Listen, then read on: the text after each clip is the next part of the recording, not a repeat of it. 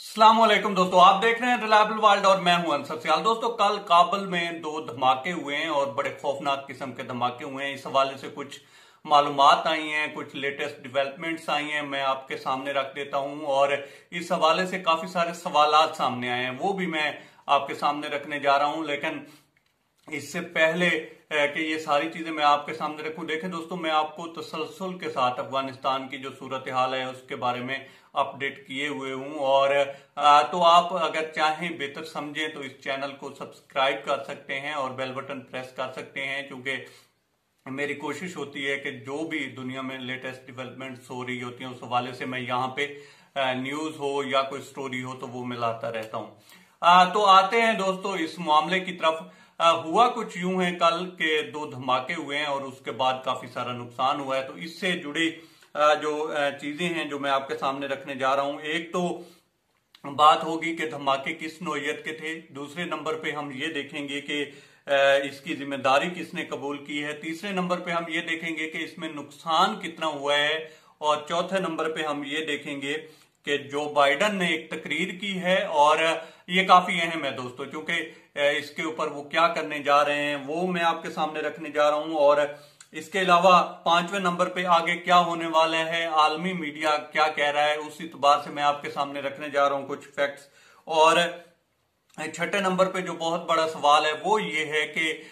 जो इतनी बड़ी इंटेलिजेंस है अमेरिका की और बाकी भी दुनिया की, साफ ज़ाहिर है इधर काफी सारी बड़ी एजेंसियां जो हैं सारे बड़े मुल्कों की वो काम कर रही हैं, तो वो इसमें 2 दिन से जो सारा कह रहे थे कि इस तरह से हो सकता है, तो वो इसको भांपने में फ्लॉप कैसे हो गई।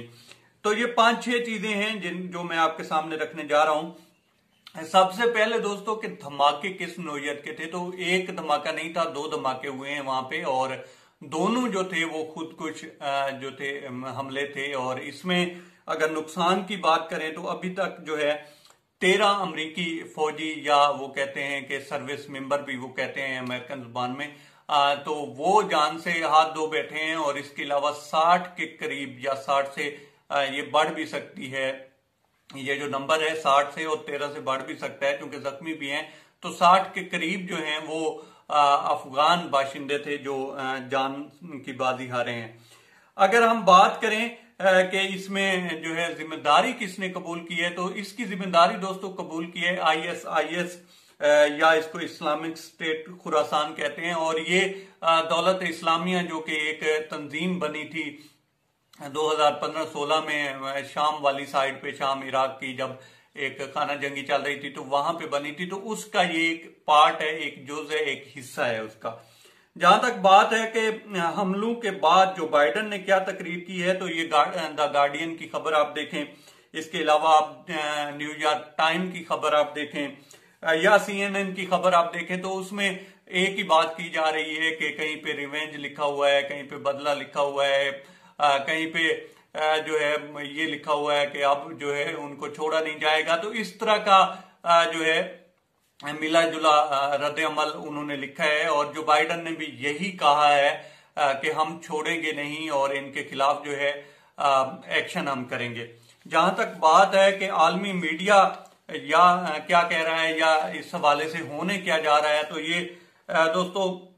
पहली खबर जो है आप ये देखिए, आपके स्क्रीन पे आ रही है CNN की, और इसमें लिखा ये गया है कि जो बाइडन ने जो कहा है अपनी तकरीर में वो ये है कि उसने अपने कमांडर्स जो हैं उनको हुक्म दे दिया है कि आप प्लान तैयार करें। इसी तरह से जो है VOA वॉइस ऑफ अमेरिका ने भी इससे मिलती जुलती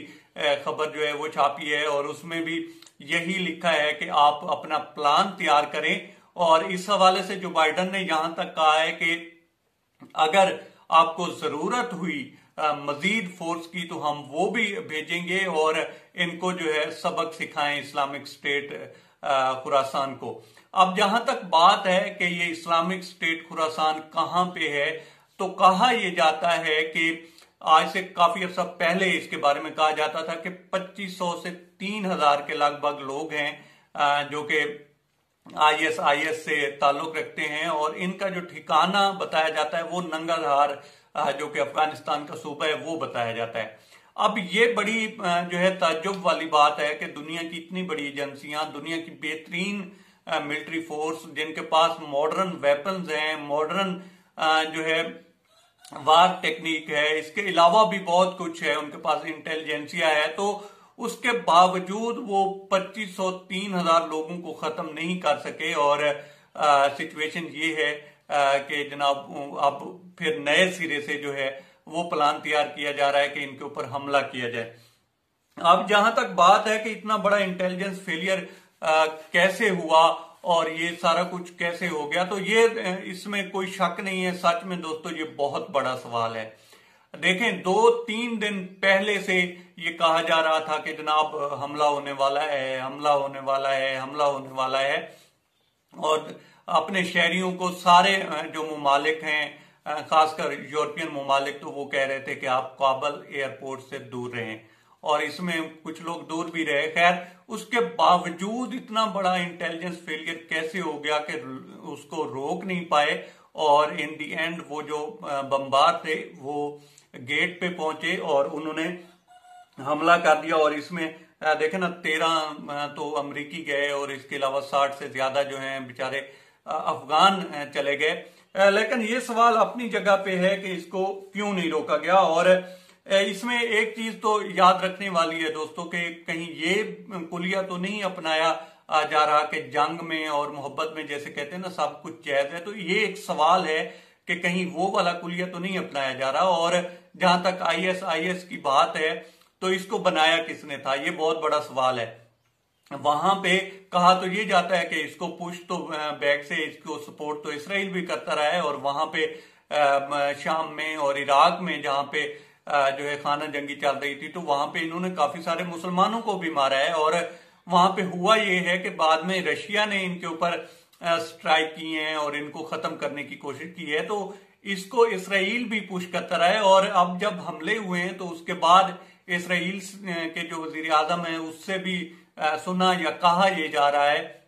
कि शायद जो बाइडन की बातचीत भी हुई है। तो ये एक बहुत बड़ा सवाल है कि इसको जो बनाने वाले हैं वो तो उधर के ही हैं, और जो है इसके साथ जिनके मरासिम हैं वो भी उधर के ही हैं। तो कहीं ये तो नहीं है कि मोहब्बत और जंग में जैसे कहते हैं कि सब कुछ जायज है, वो वाला कुलिया अपनाकर फिर वापसी का इरादा तो नहीं किया जा रहा अफगानिस्तान में, क्योंकि जो बाइडन ने कहा है कि अगर आपको मजीद फोर्स चाहिए होगी तो वो भी मैं आपको देने को तैयार हूं। तो ये बहुत बड़ा सवाल है, क्योंकि काफी सारे जो है पीछे अगर मामलात देखें तो उसमें यही कहा जाता था कि जो वहां का एक कह लें कि इंटरनल पावर्स हैं वहां की, अमेरिका की, जिसे एस्टेब्लिशमेंट कहते हैं, तो वो इस बात पे राजी नहीं थी कि हम यहां से अभी निकलें। और फिर निकले हैं तो जो सिचुएशन बनी है, और उसके बाद ये जो कुछ भी हो रहा है ये कुछ मशकूक है, इसमें कुछ कहा नहीं जा सकता कि वाज़ेह तौर पर क्या है। और आने वाले दिनों में जो पड़ोसी ममालिक हैं, खासतौर पर पाकिस्तान और ईरान, इनको इस बात से तैयार रहना होगा कि कुछ भी हो सकता है। आलमी जो मंजरनामा है उस इतबार से जो आलमी इस्टेब्लिशमेंट है वो किस तरह का गेम खेलना चाह रही है, ये अभी कुछ कहना